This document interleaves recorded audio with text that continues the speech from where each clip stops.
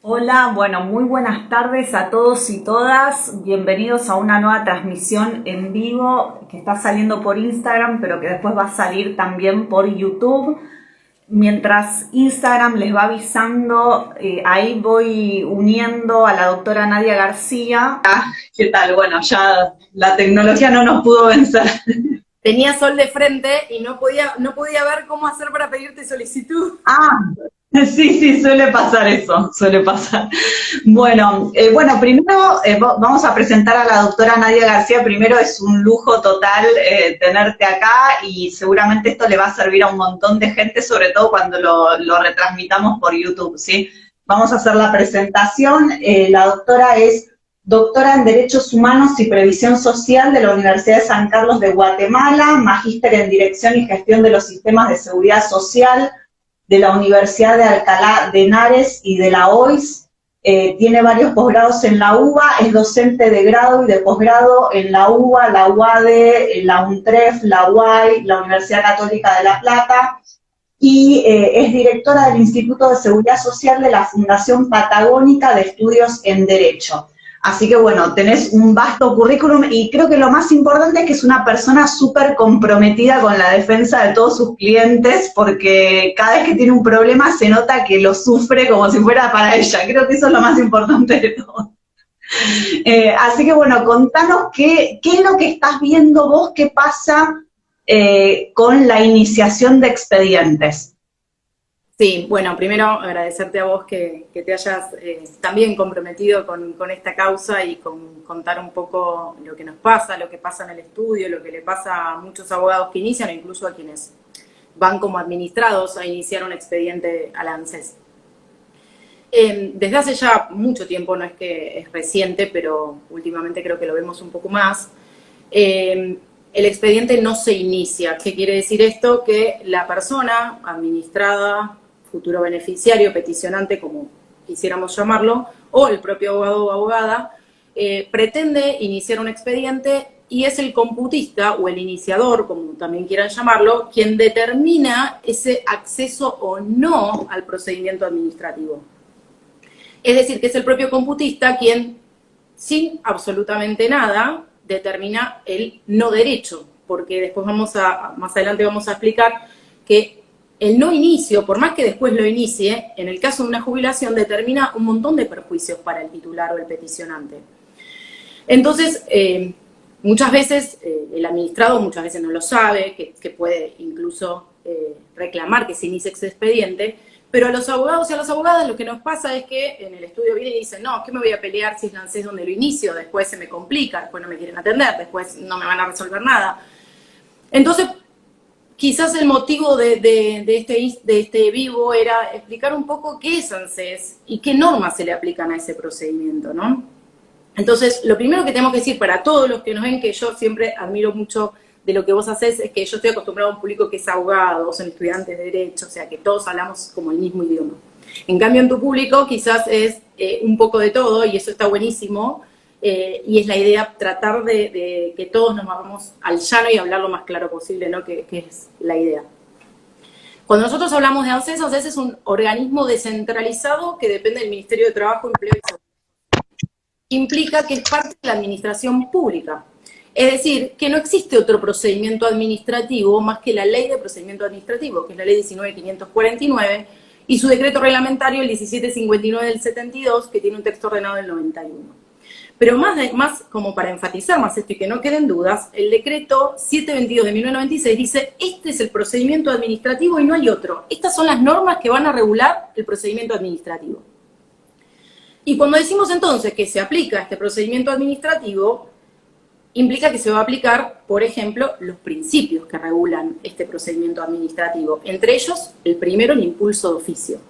Para quienes no saben qué es que si bien obviamente la actuación parte de la solicitud del interesado y va a participar en ese expediente, la compulsa de ese trámite recae en la administración. Es la administración que una vez que recibe esa actuación debe llevarla hacia buen puerto para que termine con el dictado de un acto administrativo que fundadamente reconozca no el derecho peticionado.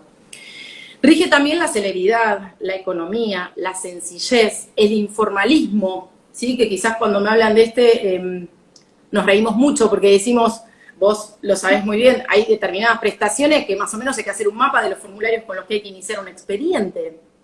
Claro, no, el informalismo a favor del administrado creo que es el principio menos respetado en la ANSES. Pongamos solo un ejemplo, el tema docente, por ejemplo, para hacer un reclamo de reajuste docente es un montón de formularios. Solicitar una jubilación de investigador es un montón de formularios que el administrado no tiene forma de conocer. Pero aparte de estos principios, el fundamental, y es el que yo entiendo se viola cuando el computista o el iniciador no te toma el trámite, es el debido proceso adjetivo, ¿sí? Ese debido proceso adjetivo es, yo digo, parte de tres premisas fundamentales. El primero es el derecho que tiene el administrado a ser oído por la administración. Acá me ponen servicio doméstico, sí, tal cual Gaby, servicio doméstico. Sí. Más o menos de que hay que ser ingeniero para poder iniciar un servicio. Sí. Y encima es justamente un grupo de los más vulnerables, las trabajadoras de casa particular, y a las que más trabas le ponen en todos sus trámites, porque justo a ellas le pones todas las trabas posibles para que no se puedan jubilarse. Exactamente, es a la que más pruebas se le pide, siempre está mirándose con desconfianza, ¿sí? Quizás parte de todo lo que pasó con el servicio doméstico, pero que no es culpa de las trabajadoras, y hablo en femenino porque sabemos que el 98% son mujeres. Les decía entonces que dentro de estos principios que dijimos, impulso de oficio, celeridad, informalismo, que vimos que no se cumplen, tenemos este debido proceso adjetivo, que tiene tres premisas. La primera es el derecho a ser oído.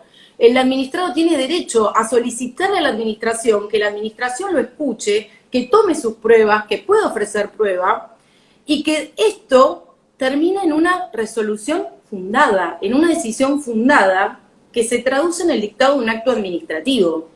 Acto administrativo que debe cumplir con los requisitos del acto administrativo. El primero es que sea dictado por autoridad competente. El iniciador o el computista no es autoridad competente para determinar el derecho o no a una prestación, ¿sí? Y en definitiva es lo que pasa en los hechos. Tiene que cumplir con el procedimiento, este procedimiento que regula la 19.549 debe ser fundado, motivado, debe cumplir con las formas. Nada de eso sucede cuando es el computista quien, sin ningún problema, interpreta la norma, ¿sí? Porque cuando nosotros hablamos que se aplica la ley de procedimiento administrativo, y después vamos a ver a qué pasa con esta famosa insistencia, es que no existe una forma de eludirlo. Es que no hay forma de que alguien se presente, salvo que vaya sin nada, o que obviamente que uno se presente y diga, no, ¿sabe qué? Tiene 40 años, no se puede jubilar. Claramente ahí no me van a dar inicio a un expediente, ¿no?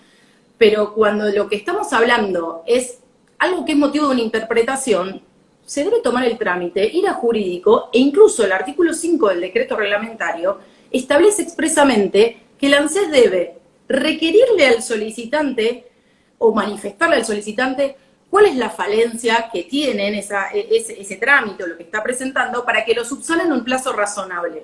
E incluso debe proveerla por sí misma si puede hacerlo y de oficio. ¿Por qué? Por el impulso de oficio. Sin embargo, nada de esto sucede, ¿sí? Creo que ahí es uno de los principios que se está vulnerando, es justamente el debido proceso adjetivo. Y le sumamos algo más. El artículo 9 de la Ley de Procedimiento Administrativo específicamente le prohíbe a la administración. Dice, la administración, se los quiero leer textual, se abstendrá de comportamientos materiales que importen vías de hecho administrativas lesivas de un derecho o garantía constitucional. Tiene una expresa prohibición de, a través de los hechos, como ocurre, violentar derechos de los titulares. Expresamente lo tiene prohibido en el artículo 9. Y entonces, dicho todo esto, ya sabemos que se le aplica la 19.549, que esta 19.549 le establece un montón de obligaciones al ANSES que vemos en muchos casos no cumplen, sea el computista o el iniciador, excediéndose en las facultades, porque es lo que te decía, una cosa es que vos vayas y que tengo 40 años y me quiero jubilar, el computista con buen criterio me va a decir, no tenés derecho. Ahora, si yo soy una persona con 65, 66 años, acredito los 30 años de servicios, y lo que me está cuestionando es un formulario, o es un reconocimiento de servicios, o es, en ese caso, el expediente se tiene que tomar, y me tiene que manifestar qué es lo que debo yo traer para poder continuar con esas actuaciones, pero no pueden negarse a iniciar las actuaciones. ¿Qué pasa con esto?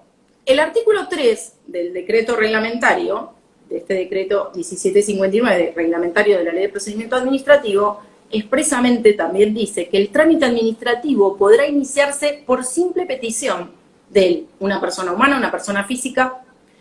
Entonces, ANSES genera este famoso procedimiento que conocemos los abogados, seguramente los administrados, los futuros jubilados, los desempleados, quienes requieran asignaciones familiares no lo conocen, es este inicio bajo insistencia. Yo siempre digo que el procedimiento de iniciación bajo insistencia es básicamente una confesión de parte. Es decir, no voy a cumplir con el artículo 3.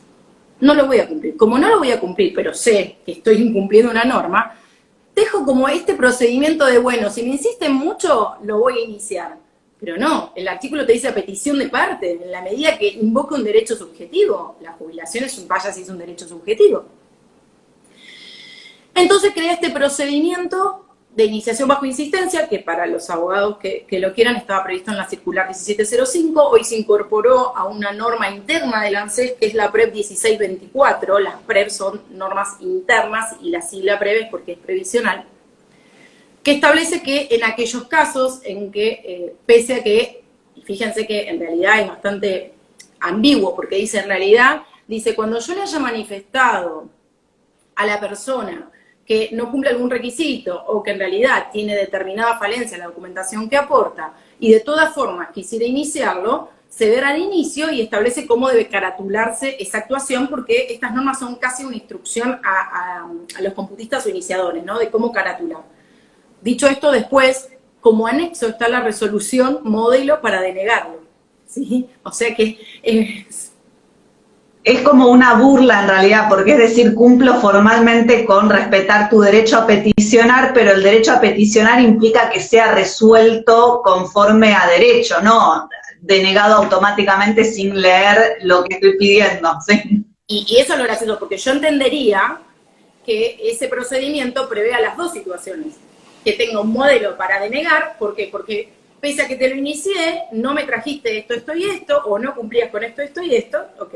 Pero que también tenga el procedimiento para esa misma actuación caratulada bajo insistencia se resuelva favorablemente, porque puede suceder. Porque claro, a mí me ha pasado, inicié bajo insistencia y me lo otorgaron, o sea que tampoco hay que asustarse cuando te dicen, no, esto pasa directo para denegar. Si vos sabés que tenés razón, no te lo van a poder denegar. El tema, yo creo que hay un problema más de base de todo, que es que muchos empleados de ANSES, yo he ido a presentar prontos despacho y no me lo querían tomar. Yo digo, mirá, ya se venció el plazo de la Ley de Procedimiento Administrativo, yo voy a iniciar un amparo por mora, si ustedes no... Me dicen, no, pero acá no se aplica la Ley de Procedimiento Administrativo. Me lo han dicho empleados de inicio de alguna SUDAI. Entonces, ¿qué es lo que falla para que en un ente no sepan que se les aplica la Ley de Procedimiento Administrativo? No, esa es una duda que yo tengo. No sé si vos tenés alguna respuesta. No tengo muchas dudas, ¿no? Respecto a la interpretación que hace ANSES de las normas y cómo las traslada a los empleados, porque claramente no es culpa del computista, claramente hay un lineamiento relativo a no acumular expedientes que ellos creen que van a denegar, porque esto es político, o sea, es en definitiva aumentar la cantidad de expedientes denegados. Yo así la bajo, no tengo expediente, no tengo más expedientes denegados. Y si no me vas a tomar el trámite, salvo que esté perfecto y que no tengas otra forma que tomármelo y resolverlo, claramente no vas a tener expedientes denegados. Y esto se contrapone con que, justamente, no solo que estamos hablando de derechos que tienen preferente tutela, que en general cuando hablamos, casi de todos los colectivos no son vulnerables, pero en particular cuando hablamos de gente de edad, por ejemplo en el caso de las jubilaciones, tenemos, además de todo el plexo normativo argentino, la Ley de Procedimiento Administrativo, nuestra Constitución Nacional, tenemos la Convención sobre la Protección de los Derechos Humanos de las Personas Mayores, que específicamente en el artículo 31 habla del derecho a ser oído, y no solo eso, sino que impone a los estados establecer un tratamiento preferente para su atención y la resolución de trámites administrativos o judiciales. Claramente no tenemos un tratamiento preferente, no solo en el ámbito administrativo, porque si seguimos, cuando logramos sortear este ámbito administrativo, y en definitiva, no sé, obviamente resuelven no otorgar ese reclamo administrativo de reajuste, y tenemos que ir a litigar, para quienes no lo saben, las costas son por su orden, es decir, nos apartamos del criterio de la derrota objetiva y al jubilado, al que le liquidaron mal y que tiene que hacer juicio, le tiene que pagar a su abogado. ¿Eso es un tratamiento preferente? O al contrario, estamos no solo violando el acceso a la justicia en condiciones preferentes, sino también el principio de igualdad de las personas mayores. Sí, sí, sí, es verdad, porque en realidad lo estás poniendo en peores condiciones que cualquier otro litigante de otro fuero, que no va a pagar las costas, pero el jubilado que reclama por el goce de un derecho humano, porque aparte acá estamos hablando de derechos humanos, entonces yo digo, con otros derechos humanos, ¿se puede aplicar este formalismo excesivo del ANSES? O sea, para, no sé, el derecho a la alimentación, el derecho a la salud, bueno, con el derecho a la salud pasa bastante, pero no debería pasar todo esto, justamente. Eso es lo que veo. Bueno, yo veo eso de que hay como un desconocimiento y a veces también como que, bueno, primero que la mayoría de los ciudadanos no conocen esto, ¿sí? Sino que se los rechazan. Y a veces los abogados, no sé si también es por miedo, por tratar de cumplir los requisitos, porque dicen quizás lo perjudico más a mi cliente, pero tampoco, pues también ahí está en juego eso, que si vos lo iniciás y sale denegado, entonces ¿qué le tenés que decir a tu cliente? ¿Sí? Que a veces, bueno, es la única forma de lograr hacer algo, porque si tampoco lo iniciás, seguís tratando, entonces, ¿qué hacemos con esto? ¿Sí?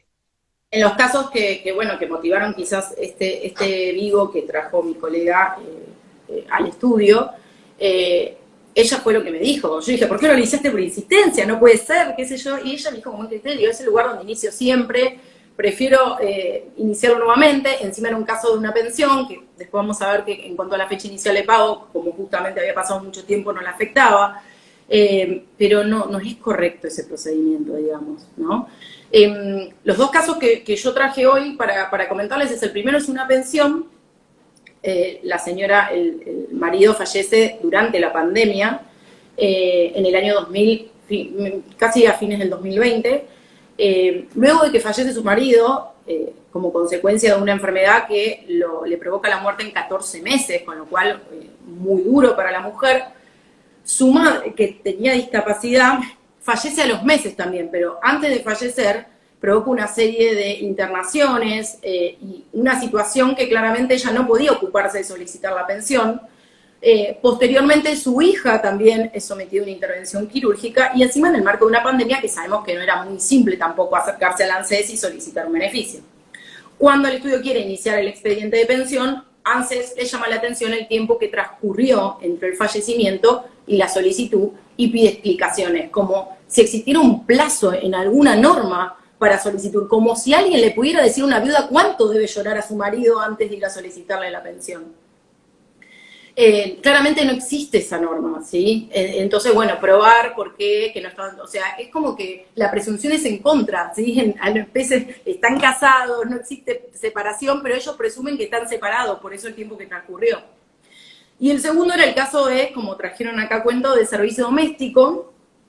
Ustedes saben que en los estatutos, en el Estatuto del Servicio Doméstico, una de las exclusiones del régimen es que sea pariente, que esté emparentado con el dador de trabajo, con el empleador. El problema es que la ley es medio ambigua al señalar quiénes son los parientes, ¿no? Dice hijos, obviamente lo que nadie discutiría, dice, y todo aquel que tenga trato de pariente. ¿Quién es? Si no es el hijo, no es el cónyuge, no es el esposo, no es... ¿Qué es un pariente, no? Bueno, el problema era que se había hecho una interpretación, el dador de trabajo era, como decir, era el sobrino de una prima del hermano del marido con quien no estaba casada encima. Sabemos que los parientes de venganza de los parientes a los civiles, ¿no? Claro, básicamente. Y por eso no se lo tomó y no lo inició el expediente. ¿Y qué pasó en ese caso? No. En ese caso, bueno, se presentó, la señora lo inició sola, ANSES no se lo tomó, es decir, nunca registró esta petición de la titular. La titular consulta, se le hace una nota en la que se le hace saber que en realidad no existía ese parentesco, que estaba inventando un parentesco, y finalmente luego de un año le toman el trámite. Pero se dan cuenta que acá, a diferencia del caso de la pensión, como vamos a ver, ¿por qué insistimos nosotros en este inicio del expediente, en esta solicitud, porque justamente esa solicitud es determinante de la fecha inicial de pago, de la fecha desde la cual se le va a reconocer los haberes devengados, y para hablar más simple, el retroactivo, desde cuándo le voy a empezar a pagar. Entonces no me es indiferente que no me tomes el trámite hoy y me lo tomes dentro de un año, cuando en realidad la situación jurídica era exactamente la misma. La situación jurídica era la misma. Le tenías que haber a la señora tomado el trámite y en todo caso requerirle prueba, o que en este caso no correspondía. Se dan cuenta que el iniciador estaba haciendo una interpretación de la norma, ¿sí? Estaba inventando un nuevo parentesco, o sea que no proviene de la norma. Y sin embargo, la señora perdió esa fecha de solicitud y perdió un año de retroactivo, ¿sí? Eso es lo fundamental cuando hablamos de esta solicitud, porque en los casos de jubilaciones y en relación de dependencia, la solicitud justamente es la fecha en que se solicita el turno, ni siquiera la del turno, en la que se solicita el turno. Ahora, si yo voy al turno y el computista no me toma el expediente, claramente perdí el derecho a que se me reconozca el retroactivo a esa fecha. Creo que tenemos que seguir hablando de esto, que tenemos que seguir haciendo saber que la ley de procedimiento está vigente, que ANSES es un órgano administrativo que depende de la administración pública y que por ende le resulta aplicable, y hasta que nos escuchen, ¿no? Hasta que, como digo yo, como siempre yo intento que se dicte una ley de procedimiento para el ámbito judicial, seguir insistiendo en que esta norma existe y que no le asiste derecho a la administración a rechazarme en los hechos un expediente sin resolución fundada. Es un acto administrativo nulo lo que están haciendo, ¿sí? Y provoca esto muchas veces, ¿no? Y bueno, y ni hablar en los casos que puede resultar una consecuencia más grave, como los retiros por invalidez, por ejemplo, cuando ustedes saben que la solicitud es determinante de la regularidad o irregularidad con derecho. Y muchas veces se presenta la persona, solicita, no se lo toman, pero ya no está trabajando y el tiempo transcurre. Y ese tiempo actúa como un plazo de caducidad desconocido completamente por el solicitante. Sí, una cosa que quería agregar, a veces la gente, porque esto a mí me ha pasado de personas, por ejemplo, en los casos de servicio doméstico, que fueron a iniciar el expediente, no les permitieron iniciar, pero ellos creían que estaba iniciado. Es que porque tampoco entendieron que no quedó nada iniciado. Tal cual. Entonces, después de un montón de tiempo, consultan a un abogado para ver por qué no se mueve el expediente y vos le tenés que decir, no, el expediente no existe, ¿sí? Tenemos que empezar de cero, ¿sí? Entonces también eso ya de por sí es como una irregularidad, que la gente no sepa si tiene o no un expediente, quizás si van a preguntar tampoco se los explican. Obviamente el que quiera rechazar el expediente por cualquier cosa tampoco te va a decir que está actuando arbitrariamente, porque él lo que quiere es que vos te vayas, ¿sí? Tal cual es como vos decís, la gente, y más que en algunos casos está un montón de tiempo, le sacan fotocopia de las cosas, y como ustedes saben, sacan fotocopia y después le dan la original. Entonces la gente se va convencida que el expediente se inició. Acá lo único que llegué a leer, porque como les digo, tengo sol de frente, Grisel, creo que es, la doctora Grisel, dice que la regularidad es inconstitucional. Estamos todos de acuerdo, pero para lograr que te declares inconstitucionalidad ya tenés que ir a la justicia. Nosotros hoy estamos tratando como correspondería que quien administra los beneficios lo otorgue, y no que quien solicita un retiro por invalidez tenga que 3, 4 años de juicios, o una pensión directa 3 o 4 años de juicio, como sabemos que sucede. Sí. Nosotros tenemos un organismo previsional que tiene que funcionar como tal, y su única función es otorgar beneficios, ¿sí? No es un organismo que esté en contra de los intereses de los administrados. No nos olvidemos de eso.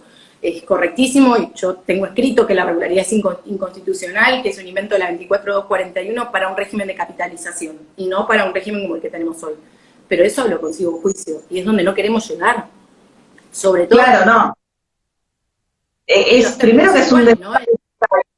someterte a años de juicio, pero aparte lo más absurdo es que son normas que ya se declararon inconstitucionales hace 20 años y nadie las derogó. Eso no lo puedo entender. ¿Por qué si en otras materias, cuando se declara, por ejemplo, no sé, en riesgo de trabajo, que tiene como una inflación normativa impresionante, pero se va modificando, ¿sí? Es como que se toman algunos criterios de la jurisprudencia. Acá no, acá es como decir que se mueran en el camino o que litiguen años y después se lo pago devaluado con la peor tasa de interés posible, bueno, es... Mira, dos cosas te voy a contar. La primera es justamente, como bien trajiste, la ley de riesgos.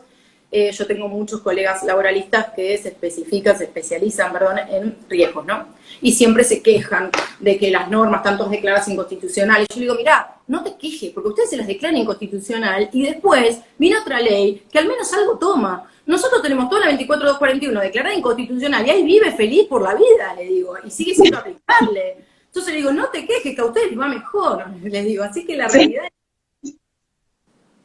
Sí, que aparte no tiene sentido el sistema cómo está armado, porque ya al no existir más las AFJP, ya todo el sistema no tiene sentido que siga con la misma norma de base. Pero bueno, eso ya igual es para otro vivo, ¿sí? A mí me pasa cuando doy en elementos, en la U, en la Facultad de Derecho, es muy difícil porque incluso no hay un texto ordenado siquiera de la 24241. Por ende, pese a que tenemos un régimen derogado de capitalización, sigue hablando del régimen de capitalización, sigue hablando del retiro fraccionario, del retiro programado, de las AFJP, y cuando los chicos quieren ir a estudiar dicen, pero usted dijo que no existía más, y en la ley yo pongo texto actualizado y están, y existen, y están reguladas. Con lo cual, sí, tal cual. La segunda cuestión que te iba a decir, pero en algún momento va a volver. Sí, no, yo te quería hacer una pregunta como para que la gente, sobre todo los que por primera vez están escuchando que se puede iniciar bajo insistencia, ¿qué hay que hacer para poder iniciarlo bajo insistencia para que sobre todo el ciudadano que ve esto sepa cómo debería actuar? Igual hay que ver si a un ciudadano común se lo toma, ¿no? Pero bueno. La norma no hay ninguna limitación y aparte es muy gracioso porque si uno mira la PREV 1624 que la tengo acá, lo primero que hace, cuando habla de las consideraciones generales, es justamente mencionar todas las normas de las que estuvimos hablando, como diciendo, bueno, el decreto 722 dispone que en el ámbito de la administración pública centralizada y descentralizada serán de aplicación únicamente los procedimientos establecidos en la ley, no quedan dudas. Artículo 3, después menciona, el trámite administrativo podrá iniciarse a petición de cualquier persona física que invoque el derecho subjetivo o un interés legítimo. Sigue. Y que el citado decreto prescribe que el órgano competente dirigirá el procedimiento procurando señalar, antes del inicio del trámite, cualquier petición o defectos de que adolezca, ordenando que se subsanen de oficio o por el interesado dentro de un plazo razonable. Y luego dice, en aquellos trámites en que se trata de una presión provisional y que el defecto resultare subsanable de oficio, esta administración, sin que ello resulte un grave, deberá hacerlo. De lo contrario, y a petición del interesado, no habla de abogado, se caraturará bajo insistencia, 066, que es el trámite que le van a dar, imprimiendo el trámite de rigor y dictando la pertinente resolución que otorgue o deniegue el mismo, dice. Pero cuando uno va al anexo, el único anexo que hay, dice, resuelve, desestima por insistencia de la tramitación. Claro, no tiene sentido, pero igual yo creo que sí hay que hacerlo. Totalmente. Porque también... Es nuestra herramienta, hoy es nuestra herramienta el inicio por insistencia. Porque fíjate incluso hasta qué punto llegamos, y esto era una de las cosas que quería mencionar. Cuando hablemos, por ejemplo, del caso de la regularidad que acá mencionó la doctora que nos acompaña en la charla, yo quiero pedir el fallo Pinto, ¿no? En materia de regularidad. Es una pensión, no cumple con los extremos de la 24241, pero sé que me asiste derecho porque hay un fallo de la Corte que ya tiene muchos años, pero que, como venimos diciendo, no vamos a modificar la 24241, no vaya a ser cosa. No lo toma. Entonces yo necesito que me tome el trámite. Porque justamente para acudir a la justicia, yo tengo que agotar la instancia administrativa. ¿Sí? Que podemos hablar también 25 horas sobre la inconstitucionalidad de agotar la instancia administrativa. ¿Por qué? Primero, porque no tiene facultades ANSES para resolver eso. Si yo lo que quiero plantear la inconstitucionalidad de la 24241, ANSES no tiene facultades para resolverlo. Por ende, ¿por qué obligan al administrado a agotar una instancia administrativa ante un órgano que no puede resolverlo? Es lo más burocrático que existe en el mundo. Y sin embargo me obligan, porque incluso, y esto es parte de la justicia, ¿no? Vayan, los invito a todos, en realidad no lo hagan, ¿no? Eso es muy peligroso, no lo hagan en sus casas. Iniciar un juicio sin agotar la instancia administrativa previa. A ver cómo les va. Y sin embargo, no es correcto porque en realidad no tiene facultades para hacerlo. Pero se dan cuenta que es extremo. Yo necesito que me tomes el trámite porque quiero ir a la justicia.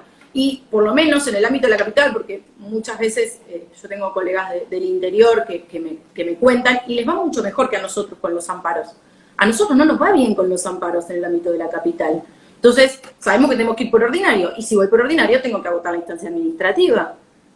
Entonces, sinceramente, es como que es un círculo no virtuoso, sino un círculo vicioso del que no podemos salir. Sí, sí, sí. Bueno, yo quería comentar que un caso que tuve de retiro por invalidez, que no tenía la regularidad, no me lo quisieron iniciar bajo insistencia, aunque yo les dije esto es para ir a juicio. Me hicieron solo la constancia de rechazo del turno, y eso, si bien igual salió favorable después de un montón de años de juicio, etcétera, pero hasta que el juzgado entendió que no había un expediente administrativo, estuvimos como 2 años requiriéndole al ANSES el expediente administrativo hasta que ya quedó totalmente certificado que no existía el expediente administrativo. Aunque yo lo había hablado en el juzgado, les había explicado, no, a mí no me permitieron ni iniciarlo y me dieron solo esto, con lo cual yo agoté la vía administrativa, pero no tener ese expediente formado, que no les cuesta nada, te puede atrasar todo un juicio un montón de tiempo. Entonces también por ese lado, igual, cuando uno ya dice que va a ir a juicio, a mí por lo menos en general, como que ya me dicen, bueno, listo, te lo iniciamos, salvo esa vez que no me lo quisieron iniciar, pero no tuve... Según la ANSES, el estudio tiene de todo, que se lo toman, que no, según, que eso es otro tema, ¿no? Cada UDAI, cuando hablo UDAI es la Unidad de Atención Integral, que es la ANSES que ustedes ven en todos lados, tiene su propio criterio además, ¿no? Tiene su propio procedimiento, los formularios que pide, o sea, uno tendría que ir anotando, ¿no? Cada uno de los requisitos de cada una de las ANSES, porque ese es otro tema. Claro, y qué, por ejemplo, cuando a vos te quieren rechazar algo y te invocan, que esto es muy común, una circular o algo, alguna norma interna que no existe, no está publicada en el boletín oficial, ¿sí? Que nosotros no tenemos acceso, salvo que algún empleado muy buena onda te la dé como por abajo, así como para que la tengas, pero si no, no podés acceder, ¿sí? Eso creo que es lo más arbitrario y bueno, ¿qué pasa en esos casos cuando te están invocando? ¿Cómo hacemos para defendernos ante eso? Es que el problema es ese, primero la capacidad, yo siempre lo digo, legislativa que tiene ANSES. ANSES tiene normas internas que terminan modificando el texto de la norma, o sea, del decreto, de la ley que sea, o sea, ANSES tiene la cantidad de norma que dicta constantemente es terrible y no se publica. ¿Sí? Y distintos informes han señalado que ANSES no publica estas normas y que son determinantes no solo del derecho, sino incluso de los procedimientos a los que se debe ajustar el administrado, que de ninguna forma lo sabe.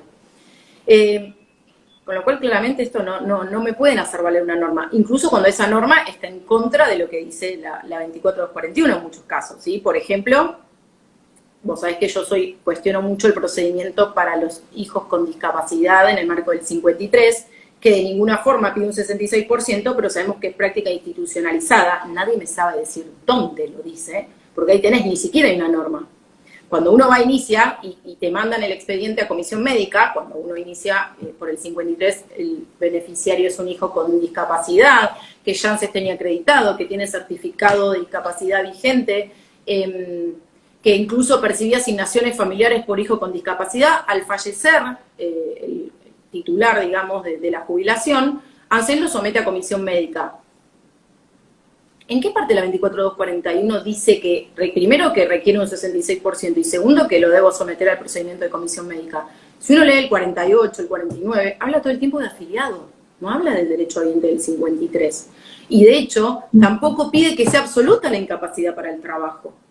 Sin embargo, esto es una práctica que ANSES la hace, que te somete a comisión médica y que cuando no te da el 66%, en 3 renglones dice que no se ajusta a las condiciones médico-previsionales previstas por el artículo 53 de la 24241.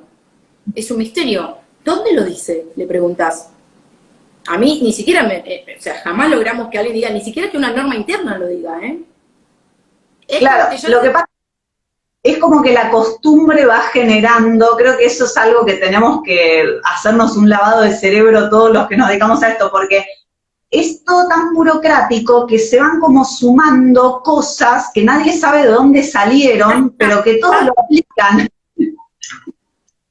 Y al final nos terminamos acostumbrando, o sea, creo que lo primero es que todos lo cuestionemos, porque si no, no hay un cuestionamiento de esa burocracia, ya estamos todos en el horno, digamos, ¿no? Pero, y más que nada, los abogados que tenemos la función de defender, porque si nosotros nos amoldamos a todo eso, nunca va a cambiar para mejor, sino que se van a seguir sumando normas. Bueno, vos también como das un montón de cursos, entonces también me imagino que esto se lo vas transmitiendo a los abogados que están empezando en esta rama. Cada vez que puedo. Primero, obviamente, de que yo no estoy a favor del reclamo administrativo previo cuando hablamos de una cuestión que no puede ser resuelta por la administración, ¿no? Obviamente a nadie se le ocurriría ir a pedir una jubilación a la justicia sin haber pasado por la ANSES, eso está clarísimo. Y creo que ese es el espíritu de la ley de procedimiento administrativo cuando habla de la petición ante la administración. Pero cuando yo lo que quiero, en definitiva, es plantear la inconstitucionalidad de una norma, ANSES no va a tener nunca facultades para resolverlo. O sea que es un trámite netamente burocrático que va en contra de todo lo que se manifiesta, y lo dicen convenios internacionales, derechos humanos, de no pedirle al administrado más de lo que debe hacer, ni someterlo a un procedimiento que no tiene ninguna finalidad, del cual no va a obtener nada. Te debe pasar que la gente te llama y te dice, ay, me llegó la resolución denegatoria, me negaron todo, y se pone mal, y vos decís, no, póngase contenta, ya sabíamos que iba a negar. Ahora puede ir a la justicia. Sí, no hay gente porque no entiende, me dicen, no, nos rechazaron el juicio. No, el juicio no empezó todavía, ahora. Recién ahora puedo ir a juicio. Bueno, pero con eso en el 2020 inicié reajustes administrativos, que hubo algunos que recién me pude notificar de la denegatoria en enero de este año. O sea, ¿Vos te das cuenta? ¿Vos te das cuenta de lo que estamos hablando? Que tardamos un año en agotar una instancia administrativa previa para obtener una resolución que ya sabemos que dice, porque sabemos que nos va a decir que no.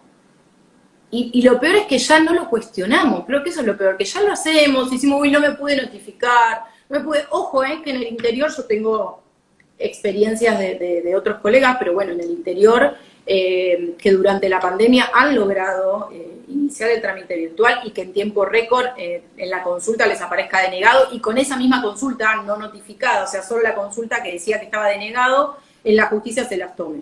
Tengo el caso de Salta, varios casos, pero en el interior. No nos pasó a nosotros en el ámbito de la capital, que sabemos que todavía tenemos trámites virtuales iniciados que están durmiendo y que no sabemos cómo resolverlos, porque encima querés pedir otro turno y te dice que tenés uno iniciado. Sí, bueno, eso te iba a preguntar vos qué pensás, porque lo que a mí me pasó, yo dejé de usar las atenciones virtuales porque como se ve que no quieren contestarlo porque tienen que hacer todo el trabajo de inicio del expediente, te lo rechazan automáticamente por algo y te la dan de baja. Entonces, ahí no se puede iniciar bajo insistencia.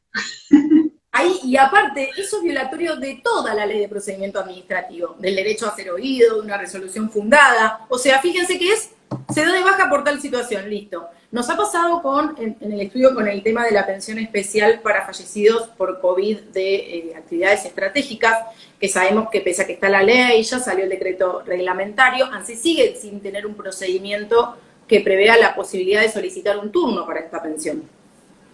Entonces el estudio tuvo un caso de, una familia que lamentablemente había perdido a la mamá, y el trámite es iniciado por el esposo y el hijo.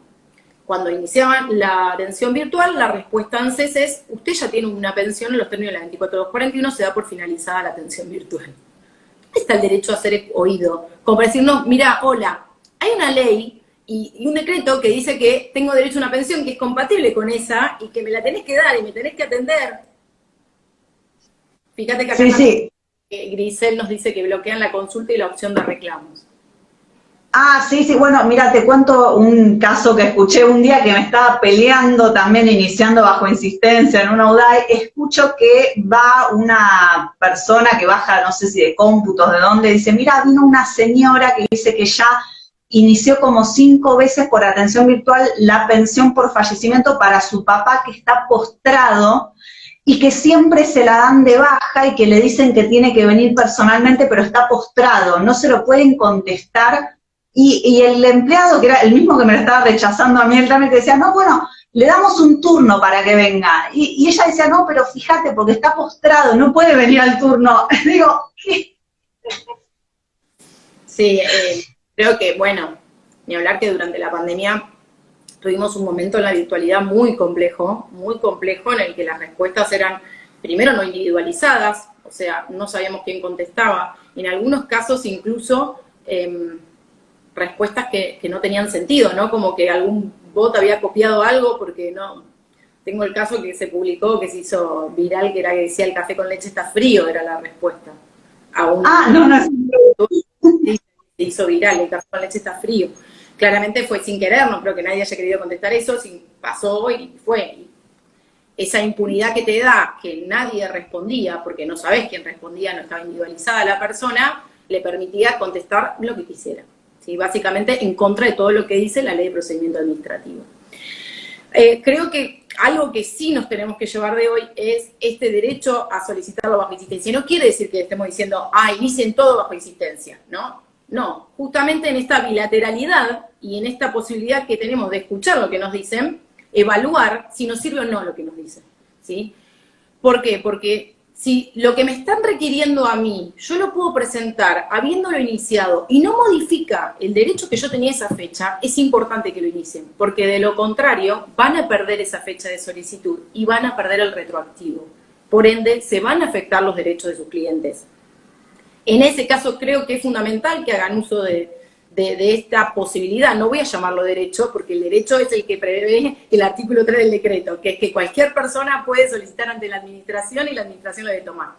Pero digamos la herramienta que nos permite sortear este inconveniente que en la práctica se nos presenta, que es que no te lo toman, y usarlo cuando realmente lo justifique, ¿no? Como en este caso, que cuando puede afectar la fecha de solicitud y por ende el retroactivo, lo tengo que usar. Sí, sí, perfecto. Sí, obviamente, a ver, si uno va con algo que sabe que está totalmente mal armado, tampoco hacer un abuso de esta herramienta, porque si no, no se va a poder usar nunca en los casos, es como pasa con todo, ¿no? Si nos vamos al otro extremo, pero también me ha pasado que en determinadas UDAI algún empleado diga, no, en esta UDAI no se puede iniciar bajo insistencia. ¿Cómo? Entonces no me das, igual yo te digo, ese caso específico que era el caso del cliente que tengo en estado más grave de salud, justo ese no me lo querían iniciar, pero porque ya era una cosa de que ya desde cuando entramos, yo tuve que pelearme con un montón de gente para que le den prioridad, o sea, ya era como una cosa de nos encaprichamos en no atenderte. Igual se terminó iniciando porque yo fui a hacer una queja en el libro de quejas, bajó el jefe de la UDAI y me lo terminó tomando el jefe de la UDAI en persona, porque era una persona que tenía todo el derecho y por una bronca de una empleada que no quería trabajar, no me permitían iniciarlo. Y estuve 3 horas ese día, o sea, por eso también, para los que están empezando en este mundo y todo, sepan que si ustedes van bien plantados de última, van a tener que tomárselos, sí. Acá una colega decía que exigía el deberá. Para quienes no saben, el deberá es justamente lo que debiera hacer ANSES, es tomarme el expediente y hacerme un deberá. Ese deberá es el requerimiento, que es deberá traer tal formulario, deberá traer tal certificación, deberá... Eso es lo que debiera... Ese sería el procedimiento normal que hace muchos años se hacía. En determinado momento cambió completamente y salvo que el expediente esté perfecto, ANSES no le da inicio a las actuaciones. Eso es lo que tenemos que modificar. El deberá sería la forma correcta del funcionamiento de ANSES. Tome el expediente y me haga saber qué es lo que tengo que traer. Ese es el deberá que se refiere la compañera. Perfecto. Y otra cosa que también complica todo esto es el tema de que si vos perdés hoy un turno que lo sacaste hace 2 meses, el próximo turno es para dentro de 2 meses, o sea que ahí perdés 4 meses de tiempo. Porque si hubiera turnos de una semana para la otra, quizás no hay tanto perjuicio de decir, bueno, entre pelearme con todo el mundo o vengo la semana que viene y listo, ya está. Pero no. Pero en este contexto es más grave todavía, entonces por ese lado también me parece. Tal cual, vos iniciás hoy la solicitud, el turno dentro de 2 meses. Vos te presentaste dentro de 2 meses, o sea, ya tenés 2 meses, te presentás, no te lo toman. Volvés a solicitar un turno, estás hablando de 4 meses que perdiste retroactivo en el caso de jubilaciones. Por eso la importancia, por eso les digo que en aquellos casos en que se sientan con derecho, que crean que cumplen con todas las condicionalidades, y que a lo sumo, lo que les están requiriendo es una formalidad. Un caso en que no se tomó porque la firma del titular, en vez de estar en la parte que decía firma, estaba en la huella digital. Y el informalismo. Y en todo caso, si tenés una duda, haceme un deber A y que presente nuevamente ese formulario, pero no me podés rechazar el inicio de una jubilación por un formulario. Eso claramente no cabe en el procedimiento administrativo, porque el derecho lo tiene esa fecha, y es clara la norma. El derecho es la fecha inicial de pago, para ser más clara, desde cuándo me van a pagar el retroactivo, es desde la fecha de solicitud del turno a la medida que cumpla con los requisitos. Y cuando hablo de los requisitos, es edad y servicios, no el formulario que hoy hizo ANSES. No un formulario, ¿sabes qué? Nos le ha pasado, si está por acá Gaby, el día que se presentó había cambiado el modelo del formulario. Entonces, bueno. En el trámite. Pero hoy hay un formulario nuevo, pero escúchame, la señora me los hizo hace una semana los formularios. Te los traigo. No podés no tomarme el trámite. Eso no puede suceder. Pero bueno, sabemos que... Sí, bueno. Pero todo puede ocurrir. Creo que lo primero es no naturalizarlo, ¿sí? Nunca perder de vista que nosotros estamos defendiendo a nuestro cliente, ¿sí? Y que tenemos ese rol de defensa de derecho, entonces así como en un juicio presentaríamos todo, en esto también lo tenemos que hacer, y que la gente sepa también que hay herramientas y que por más que nos hagan mucha mala fama los abogados, a veces somos necesarios, lamentablemente. Somos humanos. Sí, así que bueno. No sé si querés agregar algo más. No, simplemente eso, que tengan en cuenta, repetirles que la PREP es la 1624, que incorpora el procedimiento de la circular anterior, que era la 1705, que prevé esta posibilidad de iniciar bajo insistencia, que como dijimos es fundamental en los casos en que determina la fecha de solicitud, el inicio del pago del retroactivo, y que en esos casos hay que seguirla, hay que insistir y hay que tratar de que se dé inicio a ese expediente y luego obviamente cumplimentar aquello que no es determinante del derecho, sino que es una formalidad que está faltando o que la quiere de otra forma, porque sabemos que sobre todo en el caso de doméstico pueden llegar a pedir cualquier cosa que desconocemos, no según la UAR. Así que eso, bueno, lo demás es todo aspiracional, ¿no? Queremos una nueva ley 24241 o como mínimo, porque uno tiene aspiraciones muy grandes, como quiero otra norma, quiero otro sistema previsional, pero como de mínima quiero un texto ordenado de la 24241, quiero una ley de procedimiento administrativo que se aplique y quiero una norma de procedimiento que regule los derechos que vamos a ventilar ante esa justicia, ¿no? Derechos que son constitucionales, que son alimentarios, que son urgentes, que tienen preferente tutela y que sin embargo aplicamos el Código Procesal Civil y Comercial de la Nación y que encima te dicen que es un marco, ¿sí? Que es un marco, que en realidad no los obliga. Entonces, claro, en realidad tampoco se lo aplica tanto en la etapa de ejecución, porque si lo aplicaran tendrían que embargar mucho más rápido de lo que... Por eso te digo, tenemos todas mal, porque aun cuando nos conformáramos con ese código procesal que está mal, porque no está destinado a los derechos que nosotros, el derecho laboral, que es un derecho también de preferente tutela, tiene una norma de procedimiento específica. Nuestros derechos también son de personas vulnerables, que son alimentarios, que son constitucionales, que tienen preferente tutela. Sin embargo, aplicamos, entre comillas, el Código Procesal Civil y Comercial y después que te dicen es un marco de referencia. Entonces le pregunto a los abogados, ¿cómo hacemos para garantizar el debido proceso cuando solo tienen un marco de referencia? Entonces, pidamos todo y sigamos, y depende en muchos casos de nosotros y como dijiste vos, de no acostumbrarnos.